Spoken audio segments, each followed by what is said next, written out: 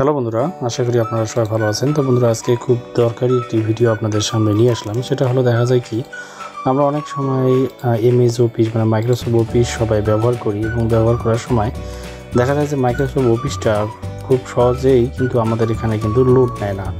Load নিলেও আপনারা চাইলেও কিন্তু জিনিসটাতে আপনারা কিন্তু কোনো কিছু জিনিস লিখতে পারেন না। দেখা যায় কি যখন আপনি মাইক্রোসফট ওয়ার্ডটা ওপেন করবেন, তখন দেখা যাবে কি আপনার এরকম আসবে না, এখানে আপনার অ্যাক্টিভিশন একটা কোড যাবে, সেটা ছাড়া আপনাকে মাইক্রোসফট ওয়ার্ডে কাজ করতে দিবে না। এটা মাইক্রোসফট ওয়ার্ড, এক্সেল এগুলোতে হয়। আসলে এমএস অফিসের যে প্রোগ্রামগুলো থাকে তার মধ্যেই কিন্তু এই ধরনের সমস্যাগুলো বেশি হয়ে থাকে। তো বন্ধুরা, সেই সমস্যাটা আপনারা কীভাবে সমাধান করবেন সেটাই আমি আপনাদেরকে জানাচ্ছি।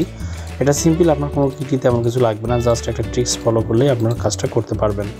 এজন্য আপনার সরাসরি আপনার মাই কম্পিউটারে চলে যাবেন, ডিস্কে চলে যাবেন। যাওয়ার পর এখান থেকে দেখেন আপনার প্রোগ্রাম ফাইল নামে একটা অপশন আছে, এখানে যাবেন। এখান থেকে আসার পর মাইক্রোসফট অফিস নামে যে অপশনটা আছে সেখানে আসবেন। অফিস এখানে 15 যার যেটা দেওয়া থাকে ঠিক সেভাবে এটা এখানে থাকবে। এখানে অফিস 16 আমার আছে, এখানে আপনারা চলে আসবেন। আসার পর জাস্ট এখানে একটা ওয়ার্ড আপনারা লিখে সার্চ করবেন, ওএসপি। দেখুন আপনি লিখতেছি ওএসপি, জাস্ট ওএসপি লিখবেন, লেখার পর সার্চ দেবেন।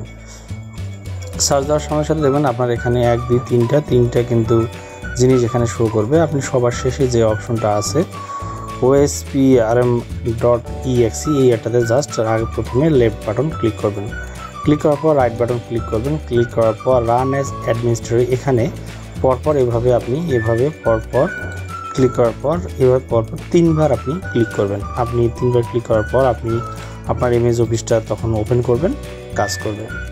তো ঠিক আছে বন্ধুরা, এখানে রাখলাম। এটা নিয়ে কোনো কিছু জানাতে হলে অবশ্যই কমেন্টস করবেন। ধন্যবাদ সবাইকে।